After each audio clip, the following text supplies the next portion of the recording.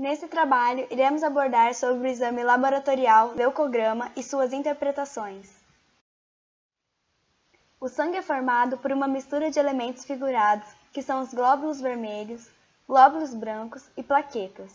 A maneira mais utilizada para estudar as células do sangue ao microscópio de luz é através do esfregaço, técnica que utiliza uma lamínula sobre uma gota de sangue, deixando uma camada muito delgada de células sanguíneas. O resultado no microscópio é a imagem que você pode ver no canto direito da tela.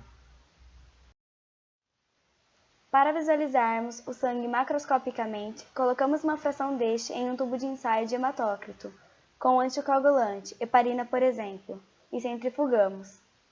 Após a centrifugação, ocorre a precipitação de uma fração fortemente corada de vermelho. Para a análise desta série, usamos o eritograma, no qual se determina o número de hemácias e a concentração de hemoglobina no sangue, numa proporção em torno de 44%. Sobre esta porção fica uma fina camada translúcida, que corresponde a uma série branca ou leucócitos, que são analisados pelo leucograma, que realiza a contagem dos leucócitos, correspondendo a cerca de 1% do volume total, sendo que nesta fração ficam também as plaquetas. O restante do volume é coberto pelo plasma fluido, que corresponde a cerca de 55% do volume total. Os leucócitos, ou glóbulos brancos, são as células do sistema imune que atuam na defesa do organismo diante dos mais variados tipos de patógenos. São derivados das células-tronco, da medula óssea, das células percussoras presentes no timo e nos órgãos linfóides secundários. São divididos em dois grandes grupos, dos polimorfonucleares, núcleo único, mais de aspecto múltiplo, neutrófilo. Os neutrófilos representam mais de 65% dos leucócitos, são móveis, fagocitários e por isso são os primeiros a atacar um agente invasor, principalmente infecções bacterianas. Produzidos na medula óssea, originam-se de uma linhagem comum com os fagócitos mononucleares. Um ser humano adulto produz mais de 100 bilhões de neutrófilos por dia, e cada um circula no sangue por 6 horas. Eosinófilo. Os eosinófilos são comuns na mucosa intestinal, atacam organismos grandes demais para serem fagocitados, estão envolvidos nas infecções parasitárias e processos alérgicos. Basófilo.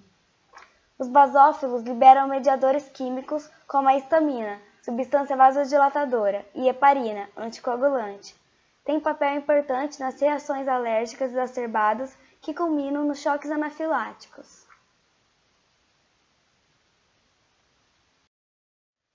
O segundo grande grupo são dos mononucleares, núcleo único e de aspecto uniforme. Monócito. Os monócitos são oriundos do monoblasto, diferenciam-se sempre que necessário em macrófagos, mas também fagocitam. Linfócito. Os linfócitos representam de 24 a 32% de todos os leucócitos e têm a função principal de combater as infecções virais. Há dois subtipos principais de linfócitos: os linfócitos B, que são os que amadurecem dentro da medula óssea, e os linfócitos T, aqueles que amadurecem no timo. No leucograma estão os testes laboratoriais que determinam o perfil hematológico da série branca no sangue periférico. É constituído da contagem global e da contagem diferencial de leucócitos, incluindo a análise das respectivas alterações morfológicas no sangue. O resultado é expresso pela fórmula leucocitária de cada subtipo. Cada tipo leucocitário possui um mecanismo regulatório e de maturação distinto. Seus níveis de produção dependem da necessidade orgânica mais eminente. Por exemplo, em uma infecção causada por uma bactéria gram-positiva, é esperada uma neutrofilia, que é o aumento da contagem de neutrófilos em relação ao padrão de normalidade, já que são responsáveis pela destruição de tais bactérias. A quantidade de leucócito é verificada em 1 ml³ de sangue. Os leucócitos dividem-se percentualmente de maneira específica em eosinófilos, de 2 a 4%, e os neutrófilos. Mielócitos e metamielócitos são células jovens que normalmente não aparecem no exame, de 0 a 1%. Bastões ou bastonetes, de 2 a 5%, e segmentados, 55 a 65%.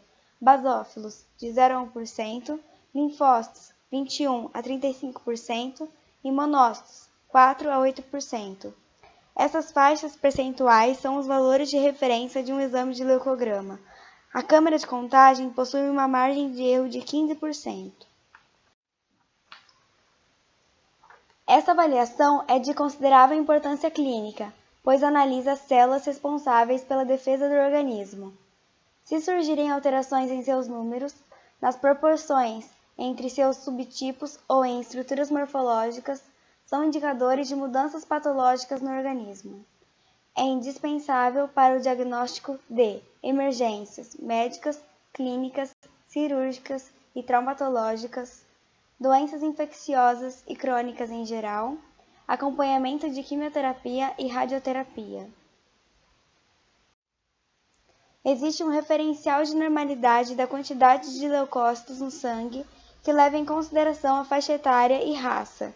Indivíduos da raça negra tendem a ter contagens de neutrófilos menores, o que diminui o número geral de leucócitos. Um número inferior a esse padrão revela leucopenia, e um superior, leucocitose, podendo chegar a hiperleucocitose, quando o aumento é exagerado. Esses distúrbios indicam processos patológicos que vão desde neoplasias primárias, leucocitose, até HIV, leucopenia. Vale ressaltar que alguns indivíduos apresentam leucopenia fisiológica, enquanto outros têm leucocitose fisiológica. Durante a contagem específica dos leucócitos, temos as seguintes interpretações. A neutrofilia é o aumento do valor percentual ou absoluto dos neutrófilos. Pode ser causada por infecções agudas ou crônicas, localizadas e intoxicações metabólicas. São exemplos: leucemias, artrite reumatoide, poliartrite, febre reumática, pneumonia, apendicite, meningite, uremia, acidose diabética, gota, envenenamento.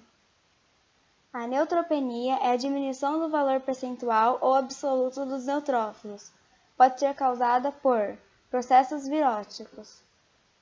São exemplos: HIV, rubéola, hepatite aguda, gripe, febre tifoide, amidalites e dengue. Eosinofilia é o aumento do valor percentual ou absoluto dos eosinófilos, que pode ser causada por moléstias alérgicas, moléstias da pele, infecções parasitárias, poliartrite aguda, mialgia epidêmica. São exemplos: asma brônquica, urticária, dermatite, escabiose, erupções cutâneas. A eosinopenia é a diminuição do valor percentual ou absoluto dos eosinófilos.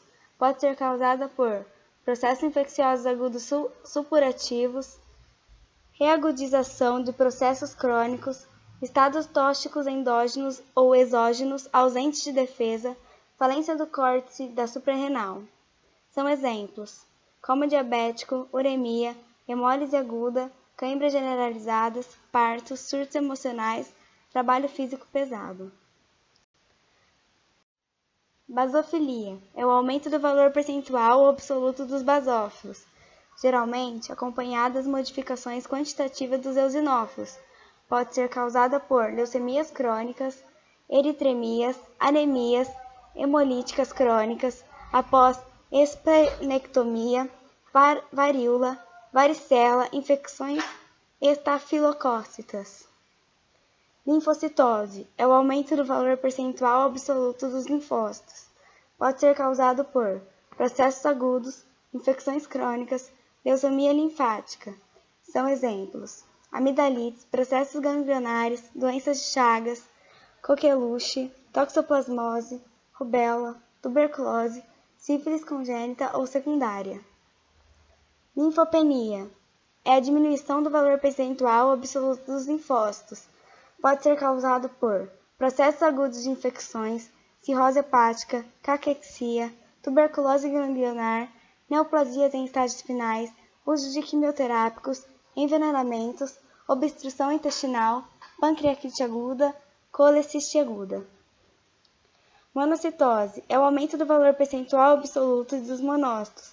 Pode ser causado por infecções bacterianas, sarampo, lúpus, varicela, febre amarela, poliomielite, malária, febre maculosa, tripanossomíase, leishmaniose, alguns casos de tumoração cerebral e processos que atingem órgãos ricos em células com atividade fagocitária. Monocitopenia é a diminuição do valor percentual ou absoluto dos monócitos. Pode ser causado por fase aguda de processos infecciosos, falta de reação por partes do sistema reticuloendotelial e desnutrição.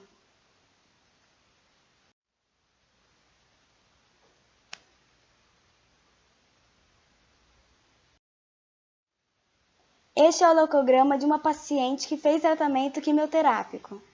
No primeiro exame, realizado em maio de 2015, a paciente ainda não tinha começado o tratamento e apresentava um valor normal de leucócitos, 6,1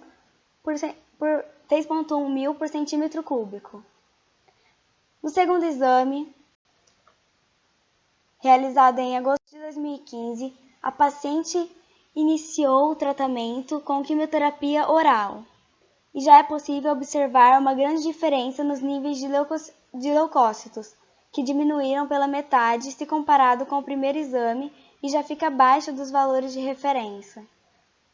O terceiro exame foi realizado após 7 meses ao início do tratamento, sendo realizado em fevereiro de 2016.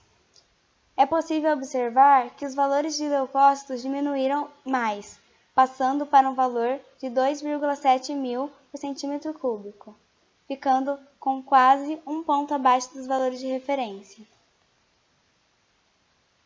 Com esse caso, podemos demonstrar em como o tratamento oncológico afeta o sistema imunológico de um indivíduo, sendo necessárias mudanças em suas alimentações e hábitos de vida, para que os linfócitos sejam mantidos em quantidade satisfatória para prosseguimento do tratamento. Caso contrário, esse tratamento é interrompido até que o sistema esteja restabelecido, para que não haja um agravamento do quadro atual. Essas são as referências que usamos para a realização do trabalho. Obrigada.